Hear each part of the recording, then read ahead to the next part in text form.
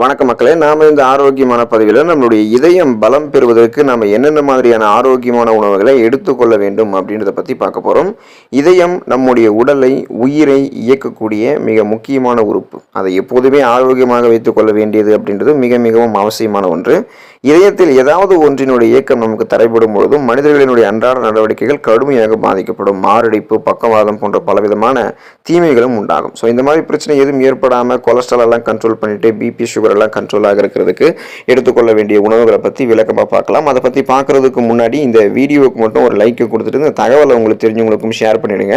ஏன்னா அது அவங்களுக்கும் பயனுள்ளதாக இருக்கக்கூடிய ஒரு ஆரோக்கியமான பதிவு தான். இது போன்ற அப்டேட்ஸ்கள் நீங்கள் தொடர்ந்து பார்க்கறதுக்கு நம்மளுடைய ஹெல்த் நியூஸ் தமிழ் சேனலை மறக்காமல் சப்ஸ்கிரைப் பண்ணி வச்சுக்கோங்க. பக்கத்தில் இருக்கக்கூடிய பெல் பட்டனையும் கிளிக் பண்ணி ஆல் அப்படின்ற ஆப்ஷனையும் செட் பண்ணி வச்சுக்கிட்டீங்க அப்படின்னா நான் போடக்கூடிய எல்லா அப்டேட்ஸும் உங்களுக்கு நோட்டிஃபிகேஷன் அடிக்கடி வந்து சேரும். சரிவாங்க மக்களே, இப்போ வீடியோக்குள்ளே போயிடலாம். புதிய மூலிகைகள் நாம் எடுத்துக்கொள்ளும் போது நம்முடைய இதயம் பலம் பெற ஆரம்பிக்கும். நாம் நமது தினசரி உணவுகளில் உப்பு மற்றும் கொழுப்பு உணவுப் பொருட்களுக்கு பதிலாக மூலிகை தாவரங்களை அதிக அளவில் சேர்த்து கொண்டோம் அப்படின்னா இதயம் உள்ளிட்ட பலவிதமான உடல் உறுப்புகளுமே ஆரோக்கியமாக இருக்கும். தங்கு தடையின்றி செயல்பட ஆரம்பிக்கும். கழிவுகளும் விரைவில் வெளியேற்றப்படும். இயற்கை உணவுகள் அப்படின்றதால உடலுக்கு தேவையான அனைத்து சத்துக்களுமே அந்த மூலிகைகள் வந்து நமக்கு கிடைக்க ஆரம்பிச்சிடும். அதிக மசாலா, காரம் கொண்டிருக்கக்கூடிய உணவுப் பொருட்கள் இது எல்லாமே இதயம் உள்ளிட்ட பலவிதமான உடல் உறுப்புகளுக்கு அதோடைய செயல்பாடுகளுக்கு தடையை ஏற்படுத்தக்கூடிய வாய்ப்பு அதிகம். அதனால அந்த உணவுகள்லாம் நீங்க தவிர்த்துட்டு கீரை வகைகளை வாரத்தில் ஒரு தடவை எடுத்துக்கோங்க. தினமும் பச்சை இலை காய்கறிகள், கிரீன் வெஜிடபிள்ஸும் உங்களுடைய உணவுகளை சேர்த்துக்கோங்க. ஸோ குறிப்பாக வந்து பார்த்தோம்னா காய்கறி வடி சாறு, அந்த வெஜிடபிள் சூப்பெல்லாம் எடுத்துக்கலாம். தினமும் நம்ம கிரீன் வெஜிடபிள்ஸ் எடுத்துக்கலாம். காய்கறி எடுத்துக்கிறோம் அப்படின்னா வாரத்தில் ஒரு தடவையாவது சுழற்சி அடிப்படையில் கீரை வகைகள் எடுத்துக்கொள்ளும் போது நம்மளுடைய இதயம் வந்து பன்மடங்கு பலம் பெற ஆரம்பிக்கும். கருப்பு சோயா பீன்ஸ் எடுத்துக்கொண்டோம் அப்படின்னா இதயம் நமக்கு பலம் பெற ஆரம்பிக்கும். கருப்பு சோயா பீன்ஸ்ல வந்து அதிக அளவிலான ஊட்டச்சத்துக்கள் இருக்கு. இதில் இருக்கக்கூடிய ஃபோலேட், ஆன்டி ஆக்சிடென்ட்கள், மெக்னீசியம் உள்ளிட்ட சத்துக்கள் பிபி என்று சொல்லக்கூடிய பிளட் பிரஷர், அந்த ரத்த அழுத்தத்தை நமக்கு வந்து கண்ட்ரோல் பண்றதுக்கு உதவிகரமாக இருக்கும். இதனால நரம்புகள்ல இறுக்கம் இருக்காது. ஸோ நரம்புகள் வழியாக இதயத்துக்கு ரத்தம் வந்து கடத்தி செல்லப்படும். ரத்த ஓட்டம் சீராக இருக்கும். இதய துடிப்பும் சீராக இருக்கிறதால மாரடைப்பு, பக்கவாதம் போன்ற எந்த அபாயமும் இருக்காது. ஸோ நாம் எடுத்துக்கொள்ளக்கூடிய இந்த கருப்பு சோயா பீன்ஸ்ல இருக்கக்கூடிய நார்சத்து ரத்த நாளங்களில் படிந்திருக்கக்கூடிய கெட்ட கொழுப்புகளை அகற்றுவது போல ரத்தத்தில் இருக்கக்கூடிய சர்க்கரையினுடைய அளவையும் கண்ட்ரோல் பண்ணுது. ஸோ அதாவது சுகர் ப்ராப்ளம், கொலஸ்ட்ரால் ப்ராப்ளம் ரெண்டுத்தையும் கண்ட்ரோல் பண்ணும். இந்த கருப்பு சோயா பீன்ஸை கொண்டு சூப் மற்றும் சாலட்டுகள் கூட செய்யலாம். கேன்களில் அடைக்கப்பட்ட கருப்பு சோயா பீன்ஸ்களை தண்ணீர் கொண்டு அலசும் போது அதில் இருக்கக்கூடிய அதிகப்படியான உப்புகளை நம்மளால நீக்க முடியும். ஸோ கருப்பு சோயா பீன்ஸ் இதயத்தை பலப்படுத்தும். சால்மன் மீன் நம்ம எடுத்துக்கொண்டோம் அப்படின்னா அதிகமாக எண்ணெய் சேர்க்கப்படாத, அளவாக எண்ணெய் சேர்க்கப்பட்ட சால்மன் மீன் எடுத்துக்கொள்ளும் போது கொலஸ்ட்ரால் பிரச்சனை இல்லாமல் இதயம் ஆரோக்கியமாக இருக்கும். இதய பாதுகாப்பிற்கு சால்மன் மீன் மிகச்சிறந்த ஒரு உணவு. சால்மன் மீனில் அதிக அளவு ஒமேகா 3 கொழுப்பு அமிலங்கள் இருக்கு. இந்த ஒமேகா 3 கொழுப்பு அமிலங்கள் இது ஒரு கொழுப்புல ஆரோக்கியமான ஒரு கொழுப்பு வகை. ஆனால் இது கெட்ட கொழுப்புகளை நமக்கு அகற்றிடும். ஸோ பிபி என்று சொல்லக்கூடிய பிளட் பிரஷர் அதை வந்து நம்ம கண்ட்ரோல் பண்ணிக்கலாம். இதய துடிப்பு இதன் மூலமாக சீராக இருக்கும். ட்ரைக்ளிசரைடுகள் மற்றும் அதனுடைய காரணமாக ஏற்படக்கூடிய பாதிப்புகளை நாம் எடுத்துக்கொள்ளக்கூடிய இந்த சால்மன் மீன் கண்ட்ரோல் பண்ணிடும். வாரத்திற்கு எண்ணெயில் பொரித்த 2 சால்மன் மீன்களை எடுத்துக்கொள்வது இதயத்திற்கு நல்லது அப்படின்றத நிபுணர்கள் வந்து குறிப்பிடுறாங்க. ஸோ சால்மன் மீனை காய்கறிகளோட சேர்த்தும் சாப்பிடலாம், மற்ற மீன்களோட சேர்த்தும் சாப்பிடலாம், சேலட் மாதிரி நம்ம சேர்த்துக்கலாம்.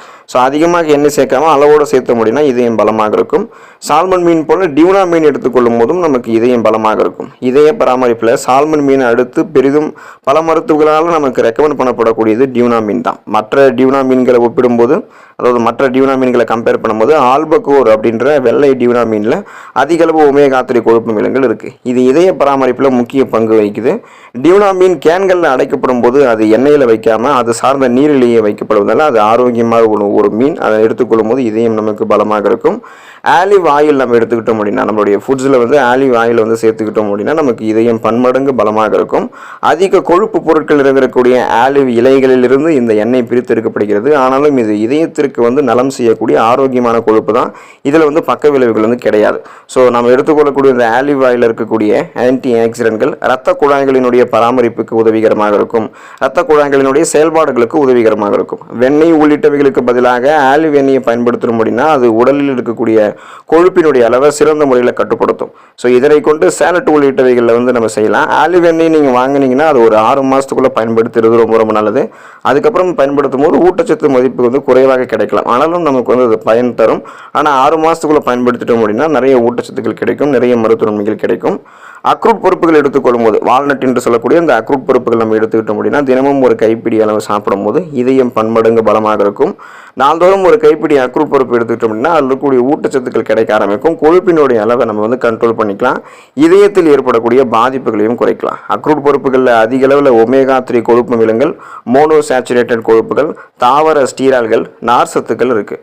கொழுப்பு சத்துக்கள் அதிகம் நிறைந்திருக்கக்கூடிய சிப்ஸு, குக்கீஸு இதுக்கெல்லாம் நீங்கள் அந்த உணவுகளுக்கு பதிலாக தினமும் ஒரு கைப்பிடி அளவு வால்நட் அப்படின்னு சொல்லக்கூடிய அக்ரூட் பருப்புகளை எடுத்துக்கொள்ளுங்க. சாலட்களில் டெக்கரேஷன் கூட இது வந்து பயன்படுத்துவாங்க. நீங்கள் ஸ்நாக்ஸ் மாதிரி டைம்லையும் எடுத்துக்கலாம், உங்களுடைய உணவுகளையும் சேர்த்துக்கலாம். அக்ரூட் பருப்புகள், அதாவது இந்த நம்ம எடுத்துக்கூடக்கூடிய இந்த வால்நட் வந்து இதயத்தை பராமரிக்கும். இதய பராமரிப்பில் மிகவும் முக்கிய பங்கு வகிக்கக்கூடியது பாதாம் பருப்பு தான். பாதாம் பருப்புகள் வந்து காய்கறி, மீன், சிக்கன் உள்ளிட்ட டெசர்ட்களில் அதிக அளவில் சேர்ப்பாங்க, டெக்கரேஷனுக்கு வந்து சேர்ப்பாங்க. ஸோ பாதாம் பருப்புகள் இருக்குங்க இல்லையா, இதில் இருக்க வந்து தாவரங்களினுடைய ஸ்டீரால்கள், நார் சத்து இருக்குது. இது வந்து இதயத்திற்கு இதமளிக்கக்கூடிய ஒரு கொழுப்பு. அதாவது இதயத்தை இருக்கக்கூடிய அந்த கெட்ட கொழுப்புகளை குறைச்சிட்டு நல்ல கொழுப்புகளை மட்டும் வளமான அளவில் கொடுத்து இதயத்தை பராமரிக்கக்கூடியது இந்த பாதாம் பருப்புகள் இருக்கக்கூடிய ஊட்டச்சத்துக்கள் தான். ஸோ பாதாம் பருப்பு தேவையில்லாத கெட்ட கொழுப்புகளை அகற்றும். இதனால் ரத்த நாளங்கள் கொழுப்பு படிவுகள் இல்லாதால இயல்பான அளவுக்கு இதயத்துக்கு வந்து ரத்த ஓட்டத்தை கொடுக்கும். ரத்த ஓட்டம் சீராக இருக்கிறதால இதய துடிப்பும் சீராக இருக்கும். மாரடைப்பு, பக்கவாதம், இதய தமனிகளில் வீக்கம் ஏற்படுவது, இதய தசைகள் வலுவிழந்து போவது போன்ற எந்த பிரச்சனையுமே இருக்காது. அதனால் நாள் ஒன்றுக்கு ஒரு கைப்பிடி அளவு பாதாம் பருப்பு எடுத்துக்கொள்ளும் போது அன்றைய நாள் உங்களுக்கு ஆரோக்கியம் தான். உடலும் சுறுசுறுப்பாக இருக்கும், மன அழுத்தமும் எதுவும் இருக்காது, படபடக்கக்கூடிய தன்மை, ஸ்ட்ரெஸ், டென்ஷன்லேருந்து விடுபடலாம், இதயமும் ஆரோக்கியமாக இருக்கும். ஸோ பாதாம் பருப்பு ஒரு கைப்பிடி அளவு எடுத்துக்கோங்க. ஸ்நாக்ஸ் மாதிரி டைம்லையும் எடுத்துக்கலாம். இல்லைனா இரவு தூங்குறதுக்கு முன்னாடி சாதாரணமாக குடிக்கக்கூடிய நீரில் பாதாம் பருப்பு ஊற வச்சுட்டு மறுநாள் எழுந்ததும் அதோடைய தோலை நீக்கிட்டும் எடுத்துக்கலாம். ஏன் தோலை நீக்கிட்டு எடுத்துன்னு கேட்டிங்கன்னா, அதோடைய தோலில் வந்து ஒரு என்சைம் தடுப்பான இருக்கிறதால அது உறிஞ்சுதல் மற்றும் செரிமான செயல்முறையை பாதிக்கலாம். அதனால தான் அதோடைய தோலை நீக்கிட்டு வெறும் வயிற்றில் சாப்பிடும்போது முழுமையான ஊட்டச்சத்துக்கள் நமக்கு கிடைக்கும். டோஃபு நம்ம எடுத்துக்கிட்டோம் அப்படின்னா இதயம் நமக்கு வந்து பலமாக இருக்கும். டோஃபு வந்து பார்த்தோம் அப்படின்னா சோயா பீன்ஸ்களை நன்றாக மசிச்சு தயாரிக்கப்படுறது தான் அந்த டோஃபு. ஸோ இது வந்து நம்ம அதிக அளவில் வந்து சோயா புரதங்கள் இதில் இருக்குது. அப்படி இது மட்டும் இல்லாமல் மினரல்ஸ்கள், நார் சத்து, பாலிசாச்சுரேட்டட் கொழுப்புகள் உள்ளிட்டவைகள் இருக்குது. ஸோ வெளிநாட்டு ரெஸ்டாரண்ட்டுகளில் சாஸ் உள்ளிட்டவைகளில் அதிகமாக டோஃபு வந்து பயன்படுத்தப்படுது. டோஃபு வந்து நம்ம சின்ன சின்ன பீஸாக கட் பண்ணி அதை வந்து எண்ணெயில் வந்து நம்ம சேர்த்து பரிமாறணும், வறுத்து பரிமாறினோம் அப்படின்னா அது நமக்கு ரொம்ப ரொம்ப நல்லது. புரதம் அதிகம் இருக்கக்கூடிய ஒரு உணவு அப்படின்றதுல டோஃபு வந்து நம்ம ஜூஸ் மாதிரியும் எடுத்துக்கலாம். ஸோ எப்படி எடுத்துக்கொண்டாலுமே நமக்கு இதயம் வந்து பலம் பெற வைக்கிறதுக்கு டோஃபு ஹெல்ப் பண்ணும். இனிப்பு உருளைக்கிழங்கு என்று சொல்லக்கூடிய அந்த சர்க்கரை வெள்ளிக்கிழங்கு நம்ம எடுத்துக்கிட்டோம்னா நம்மளுடைய இதயம் பன்மடங்கு பலமாக இருக்கும். மற்ற உருளைக்கிழங்கை நம்ம கம்பேர் பண்ணும்போது இந்த இனிப்பு உருளைக்கிழங்குல குறைந்த அளவு கிளைசமிக் இருக்குது. ஸோ குறைந்த அளவு கிளைசமிக் அப்படின்னா ஒரு உணவை நம்ம சாப்பிட்டதுக்கப்புறமா அந்த உணவு நம்மளுடைய ரத்தத்தில் இருக்கக்கூடிய சர்க்கரையினுடைய அளவில் எந்த அளவுக்கு தாக்கத்தை ஏற்படுத்துது அப்படின்றத பொறுத்து தான் கிளைசமிக் இண்டெக்ஸை கணக்கு பண்ணுவாங்க. ஸோ இதன் காரணமாக கிளைசமிக் இண்டெக்ஸ் வந்து லோவாக இருக்குது அப்படின்னா அந்த உணவை நம்ம எடுத்துக்கலாம். அதுதான் நம்மளுடைய ரத்தத்தில் சர்க்கரையினுடைய அளவை கண்ட்ரோல் பண்ணும். அதுபோல தான் சர்க்கரை வெள்ளிக்கிழங்கும் அளவோடு சாப்பிட்டோம் அப்படின்னா அதில் இருக்கக்கூடிய நார் சத்துக்கள், விட்டமின் ஏ, லைகோபின் உள்ளிட்டவைகள் எல்லாமே ரத்தத்தில் இருக்கக்கூடிய சர்க்கரையினுடைய அளவை கண்ட்ரோல் பண்ணி நாளடைவில் நம்மள அந்த சுகர் பிரச்சனை விடுபட வைக்கிறதுக்கு சர்க்கரை வெள்ளிக்கிழங்கு ஹெல்ப் பண்ணும். வாரத்தில் ஒரு தடவையாவது அந்த சீசனில் சர்க்கரை வெள்ளிக்கிழங்கு கூட அந்த குறிப்பிட்ட சீசன்லேயே நம்ம அதை வந்து எடுத்துக்கணும். ஆரஞ்சு பழங்கள் எடுத்துக்கொண்டோம் அப்படின்னா நம்மளுடைய இதயம் நமக்கு பன்மடங்கு பலமாக இருக்கும். தித்திப்பான ஆரஞ்சு பழங்களில் கொழுப்பை கட்டுப்படுத்தக்கூடிய பெக்டின் அப்படின்ற அந்த கரையக்கூடிய நார் சத்து இருக்குது. நம்ம எடுத்துக்கொள்ளக்கூடிய நம்ம அந்த ஆரஞ்சு பழத்தில் இருக்கக்கூடிய பொட்டாசியம் பிபியை வந்து நமக்கு கண்ட்ரோல் பண்ணும். நாள் ஒன்றுக்கு 2 கிளாஸ் ஆரஞ்சு ஜூஸ் எடுத்துக்கிட்டோம்னா ரத்த குழாய்களினுடைய செயல்பாடுகளை துரிதப்படுத்திக்கலாம்.